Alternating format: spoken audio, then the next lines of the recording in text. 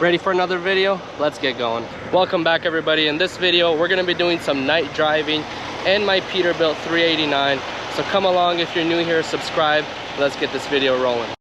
It's dark, so you can't see much. Our truck is mostly lit up. The rest of our trailer doesn't have too much lights on it, which needs some work. But of course, we're happy with what we have. We are loaded fully at 80,000 pounds with 8 Volkswagen Atlases. The truck that I'm driving is a 2023 Peterbilt 389. It is an 80-foot Cottrell setup, so we are maxed out in length and mostly maxed out in height as well. We're gonna get this sleigh on the road, and I'm gonna show you guys a little bit of what night driving is like in this truck. Right next to us is another well lit up truck. I talked to this man, really cool guy, but look at his truck, look at his setup. He has more chicken lights than me. Oh man, we got some competition. Let's hop in here and let's show you everything that we got going for tonight. First off, whenever I am loading, I turn off my AC in my sleeper and in my cab. Here's my sleeper. I do not have the bed sheets on yet because it is Monday. I just drove out today. But the reason why I turn off the AC is because the lines tend to freeze when it's around 70 to 80 degrees. They're just not melting in time. So you have to turn it off so it melts, which sounds funny, but every time I get back in, I turn it back on. So it is a bit toasty in here. This is an issue that Peterbilt has always had. So this is our view for tonight. This is what you guys are gonna be seeing. I'm gonna be heading down the road, and it is already 9:30 p.m. So we're gonna be pulling into 1 a.m., maybe 2 a.m. in this Peterbilt. And you guys get to come along and see what it's like driving this sleigh down the road at 70 miles an hour. I am a bit sweaty since I did just get finished loading. It is 86 degrees outside and it just got dark outside. So with that AC pumping, it's feeling a little bit better in here, but not cold enough yet.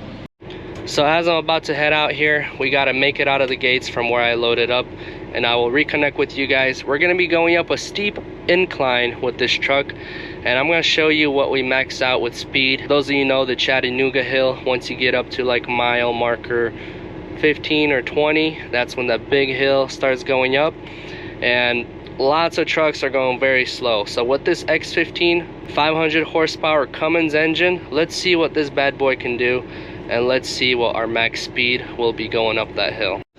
But for those of you who are new to my channel, welcome to the inside of my truck. Here's my setup.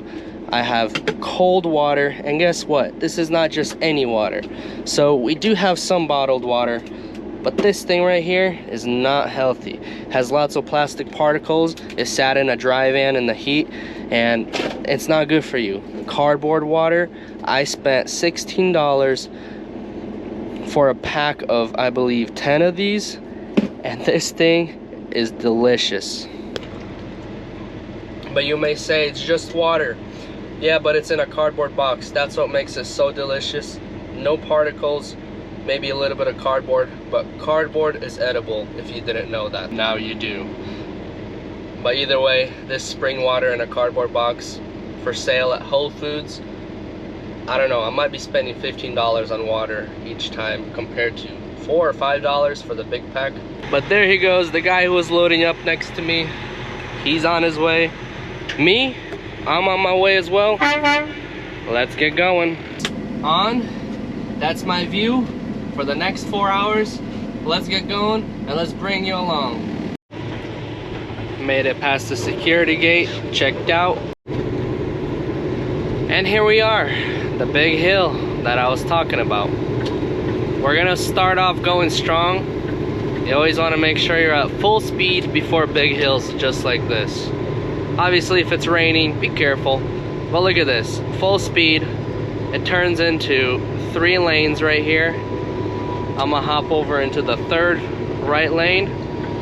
And technically, I would try to use my shifter here and lower the gear, but we're just gonna let the computer do its thing and see what the automatic does while pulling 80,000 pounds up a hill with the X15 Cummins. So right away there you see that we're already down to 55, which is not bad. We don't got much trucks on the road at all, so we don't gotta pass anyone, and we're not being slowed down behind anybody. And look at that, 52 I think that's still really good going up this hill. For those of you who know, this hill is pretty big and it goes up pretty steep. 50 and counting. 49. I really wanted to pass a truck and show you guys, but looks like there's nobody on the road to pass at all. But yeah, pulling 80,000 pounds up this hill. 46. And we're almost at the tippy top.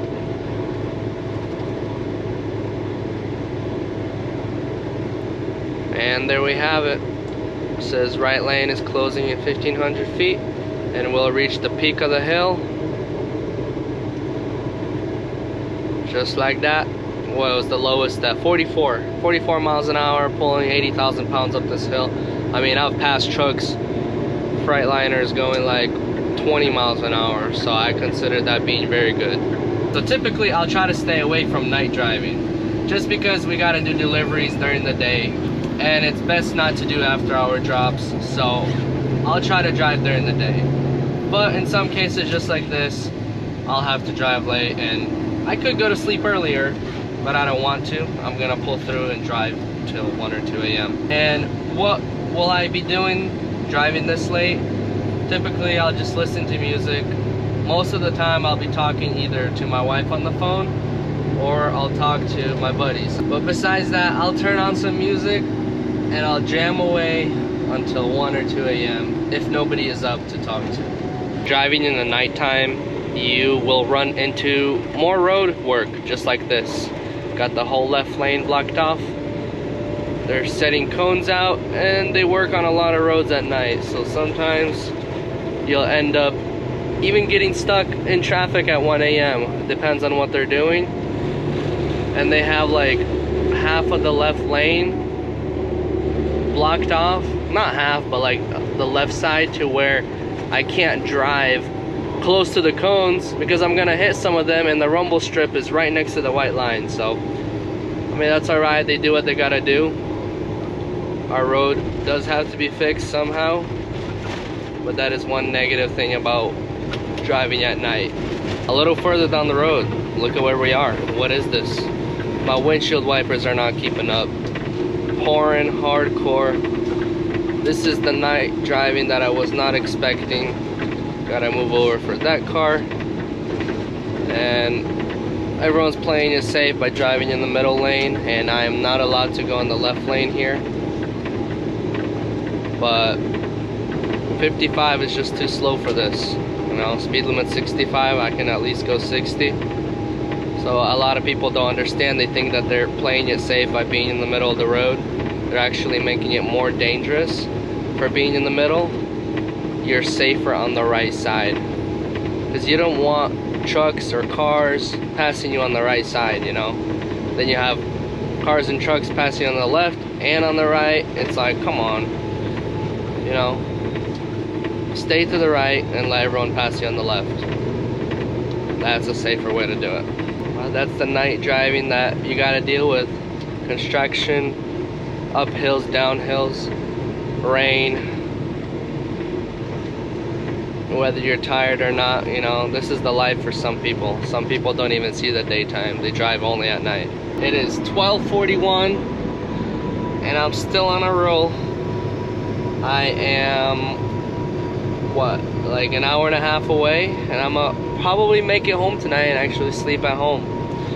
But before I get there, there's this one exit I want to stop by over here. It's called exit 29, because I think I want to get myself some kind of healthy snack. I'm gonna try to be healthy.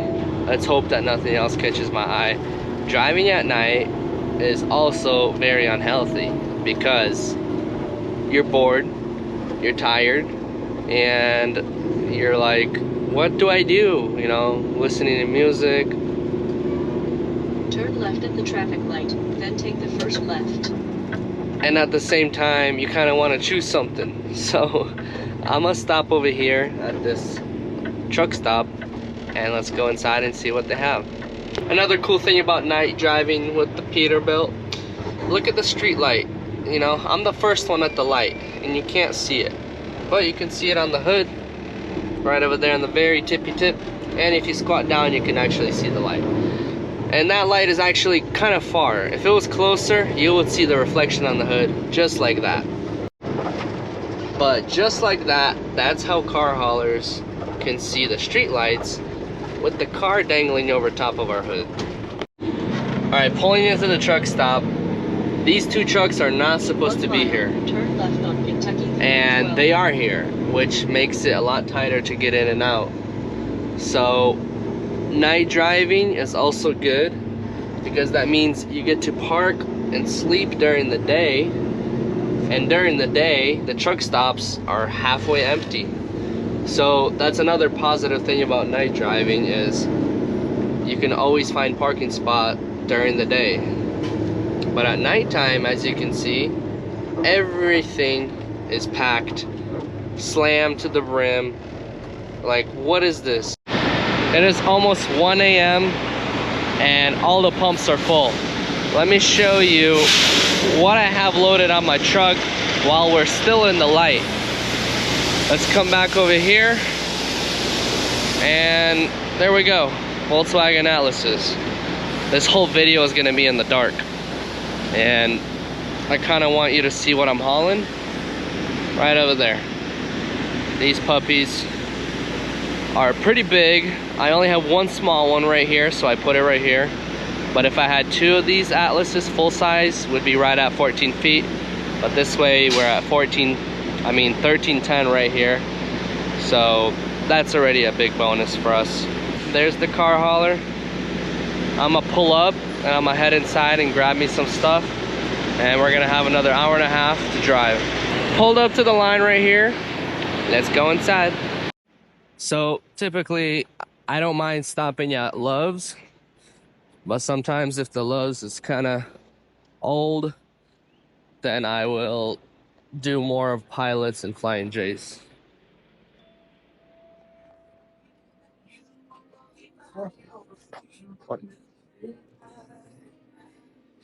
Ooh, the healthy side. Got some fruits. Definitely gonna get me one of these. I got whatever I needed in this bag. Now, let's get to my truck. I'm gonna show you exactly what I got. That guy is having a hard time getting out because they blocked the exit. There's literally like one truck space to get through, and they blocked it. And how is he supposed to get out now? That's where we gotta leave. Let me come and show you here. I have to go there as well. Oh, he's backing up now, I gotta be careful. But they just stocked everything up, and there's a tiny little gap that we gotta get through. And I feel like he still won't make it through. He needs to push his trailer all the way back to mine over here. Will he make it? Oh yeah, he'll make it. But man, these guys are causing all kinds of inconveniences around here. The last parking spot is actually to the right of that blue truck. And there he goes, just barely making it through. And this guy is gonna get hit. That's another bad inconvenience of parking at truck stops this late and being this bozo right here on the right. You're parking and knowing that somebody's gonna damage your stuff and you're still doing it. I mean, come on, go park somewhere else. Or go drive at night like me, go drive. All right, so let me show you what I got here as a snack. This is the unhealthiest thing that I got, and that's called Chex Mix. This is the cheddar style. But even though I say that's unhealthiest, it's still kind of healthy compared to I could have got who knows what. Coconut water, this right here. Ooh, this is yummy. And one last thing, what I told you I was gonna get, some grapes. I'm gonna eat my chips. I got another hour and a half to go. Showing us 2:30 now. But I'm gonna get there. I'm gonna sleep in again. You know, until my clock restarts. Not sleep in over my clock, but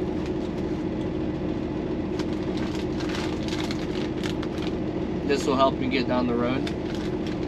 And drivers, be smart. If you do not need to drive at night, don't drive at night. There's a purpose why night was made for sleeping and day was made for working. Your body will never adjust to it, because when it's night you should be resting. When it's daytime, you know, you should be up and about. There's no right way of doing it. You will not get used to it even if you do it for years. Eventually, I feel like you will have some kind of issue, whether it be mentally, physically, who knows. Just drive during the day, sleep at night, unless you absolutely need to. My flashlight is dying, so that's gonna be it for this video. I hope you enjoyed what you saw, and if you did, hit that subscribe button, and I'm gonna catch you guys in the next one. I'm gonna finish my drive, have some snacks, get this 80-footer all the way home, and we're gonna start from home tomorrow morning. So you all stay safe, God bless, and I'll catch you in the next one.